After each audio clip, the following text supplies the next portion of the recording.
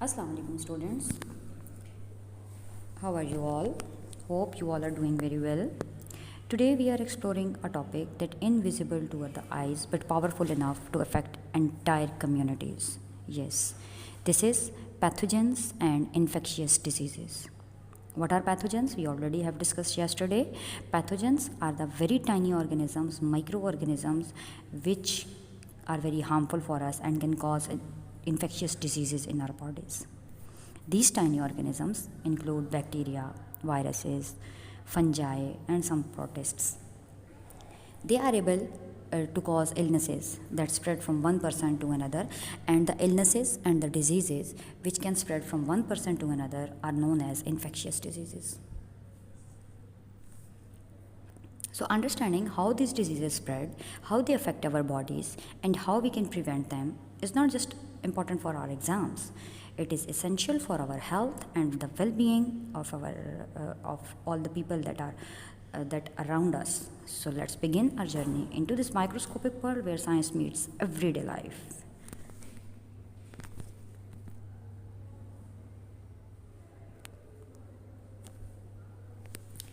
First of all, we are just moving towards the introduction. So let me share a different example today that yesterday we have just talked about the student who was just sneezing and coughing, and then you can get a cold virus from that student. After 2 days you are also you get ill by that infectious agent. So today I'm just going to share another example. Imagine you are helping your younger sibling who is just cleaning up the backyard after a rainstorm. So there is a stagnant water.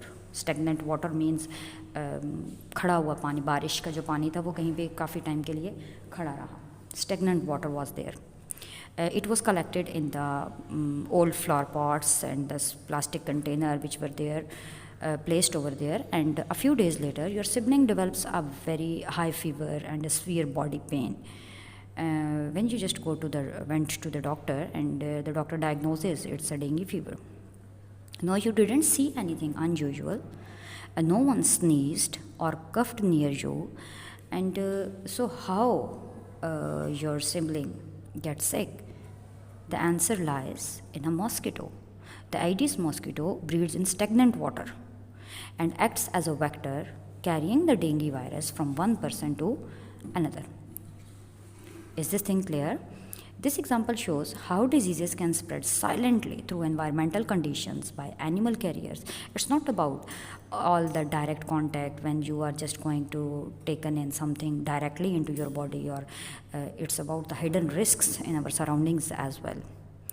And that's why awareness and prevention are the basic keys by which we people are able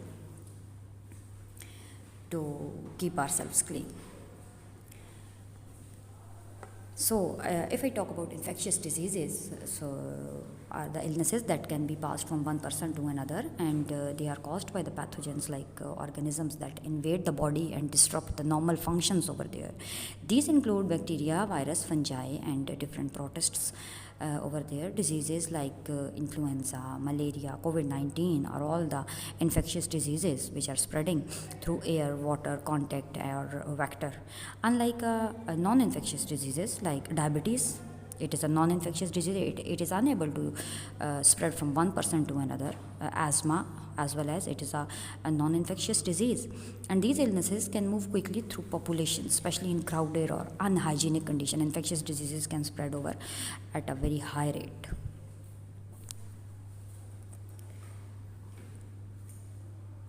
Today, what are the objectives that we are just going to set the goals for today's lecture. So let's take a moment and to look at what we will learn today. So by the end of the lesson, you should be able to define pathogens and identify their types, explain how infectious diseases spread in humans and in plants. You are able to describe the transmission routes like droplet infection, direct contact, contaminated water and food, and also vector, and as well as you will be able to suggest to different ways to prevent the spread of these diseases. These objectives will guide our discussion. I encourage you to take notes.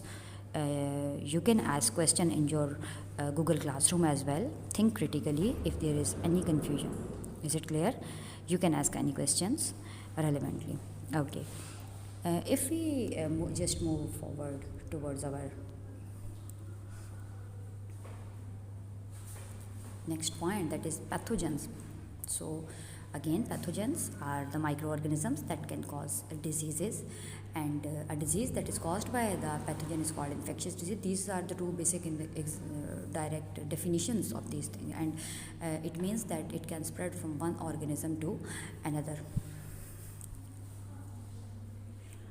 So there are four different main types of the pathogens, like bacteria, fungi, virus, and protists over there. So these are the four main types: bacteria, viruses, fungi, and protists. Bacteria are a single-celled organisms. Some of them are very helpful for us, but others can cause diseases like tuberculosis, cholera, etc. Viruses are much smaller as compared to bacteria, and they invade cells and use them to reproduce themselves by using the machinery of host cell. And examples are like common flu and measles. Fungi, so these can infect skin, nails, and lungs, and athlete foot is the best example of this. If we talk about protists, so these are single-celled organisms, often spread through water, and its common example is malaria. Next is, how do pathogens spread? So pathogens do not stay in one place, they travel, and they use specific routes to do so. There are four main ways through which they can travel from one place to another. The first one is droplet infection, then direct contact, contaminated food and drink, and the last one is vectors. If I briefly talk about all these ways, so droplet infection means like through sneezing, coughing, or when even you are talking with each other. Direct contact is the touching infected skin or the bodily fluid with the infected person. As well as if I just directly precisely tell you about common contaminated food and water, so it is just about ingesting pathogens due to the poor hygiene, so they can penetrate into your food and drinks and make them contaminated, and that is how they are able to get into your bodies. And the last one, that is vectors.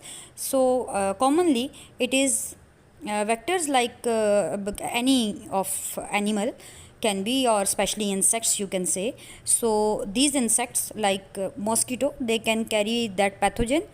For example, if we are talking about malaria or dengue virus, so these animals which are acting like a vectors, they can carry those malarial pathogens to the next healthy person when it bites.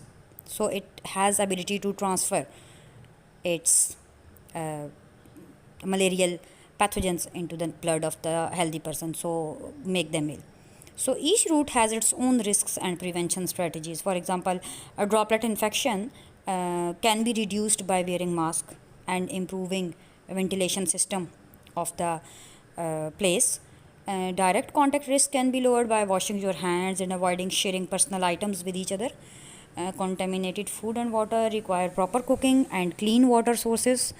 And if we talk about vectors, so we can control the involvement of mosquitoes by using mosquito nets and insect repellents.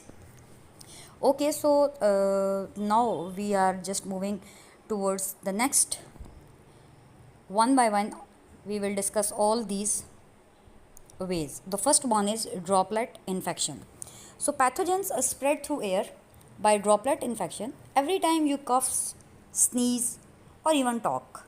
So, clouds of tiny droplets full of pathogens leave your breathing system and make other people ill when they are breathing in that environment, breathing in that surrounding where you just sneezed out the pathogens in the form of your mouth droplets and became infected, for example, like COVID 19 or tuberculosis.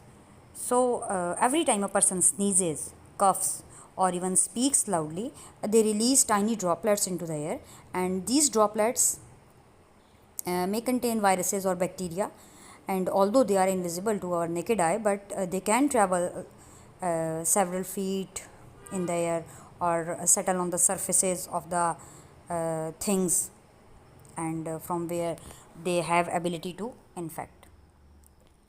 So, diseases like COVID 19, influenza, and tuberculosis are the classic examples of droplet spread illnesses.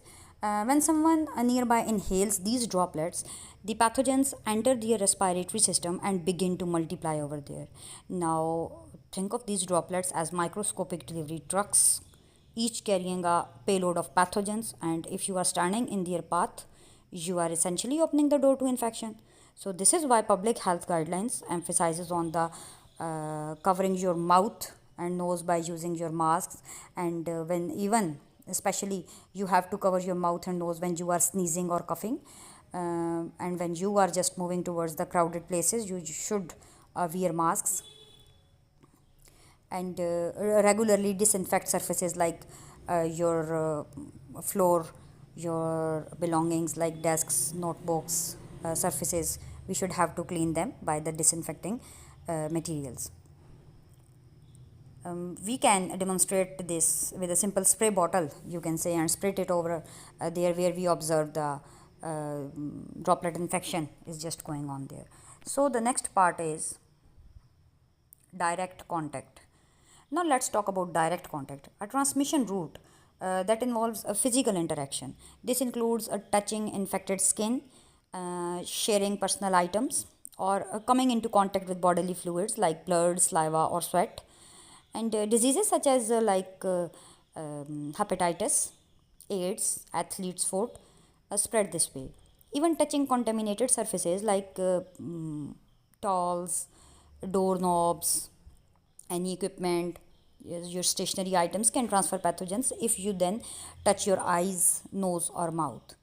So let's break this down. Skin to skin contact, you can easily understand it by just thinking of sports teams sharing gear or students sharing makeup or their stationary items, and if one person has a fungal infection, it can easily be spread over there.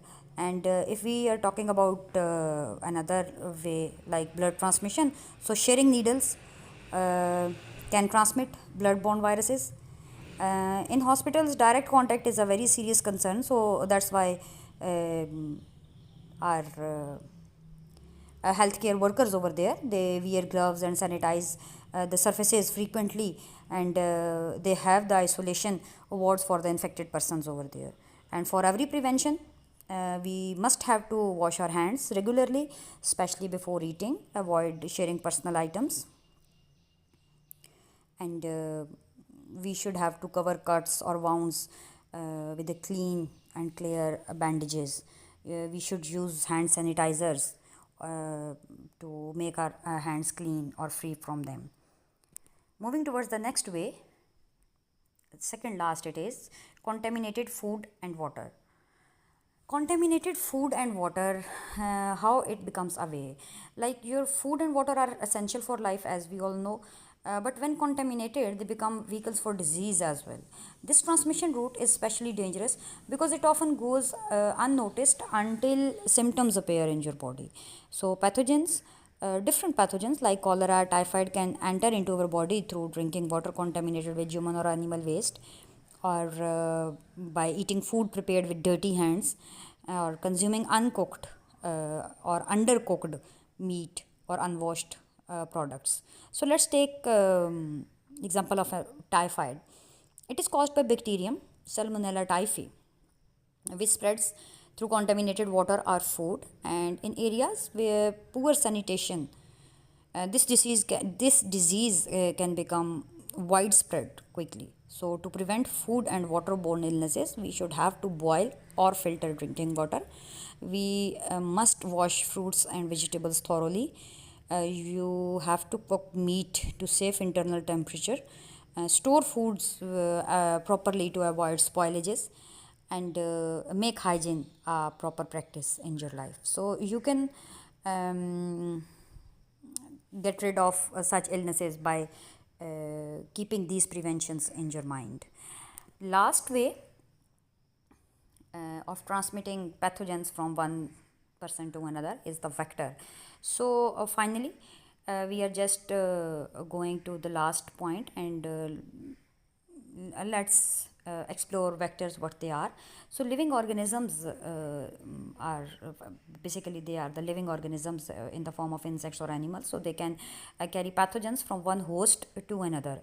From one host means from the infected person towards the healthy one.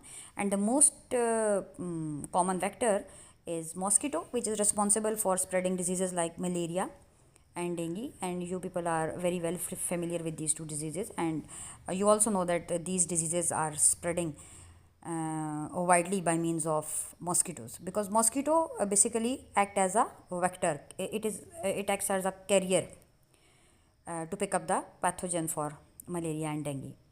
So let me just explain you how it works. A mosquito bites an infected person and picks up the pathogen from that infected person's blood, and then pathogen multiplies inside the mosquito. When the mosquito bites another person, it injects the pathogen into their bloodstream. When the mosquito is just sucking our blood, so at the same time it injects that pathogen into our bloodstream. So in the case of malaria, the parasite Plasmodium, which is responsible for that, it travels to the liver and then infect the red blood cells, causing fever and chills, you feel some sort of cold, and you have a fatigued body. And the entire transmission cycle depends on the mosquito. Some other examples of vector may include like aphids, like fleas, ticks, and etc. Vector control is a major vector control can be controlled by using insecticides and mosquito nets. When we are using insecticides in our surroundings, or mosquito nets for sleeping, or in front of our doors and windows, so they just make the less contact of mosquitoes with our bodies, and they have a less chances to infect or to become infected them. So with this, we should have to wear protective proper clothing which cover our body properly. So with this, we just come to an end of our lesson.